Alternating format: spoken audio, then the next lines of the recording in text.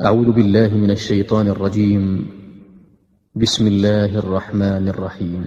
بسم اللہ الرحمن الرحیم. سنن ابن ماجہ جلد اول،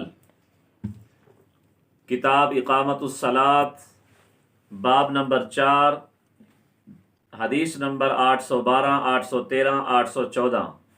حضرت عائشہ رضی اللہ تعالی عنہا، حضرت انس رضی اللہ تعالی عنہ اور حضرت ابو ہریرہ رضی اللہ تعالی عنہ فرماتے ہیں کہ نبی اکرم صلی اللہ علیہ وآلہ وسلم اور حضرت ابو بکر، حضرت عمر، حضرت عثمان قرآت فاتحہ سے شروع کیا کرتے تھے. تو جب ہم حدیث پیش کرتے ہیں کہ امام کی قرأت مقتدی کی قرأت ہے تو کوئی لوگ اعتراض کرتے ہیں کہ فاتحہ تو قرأت ہے ہی نہیں.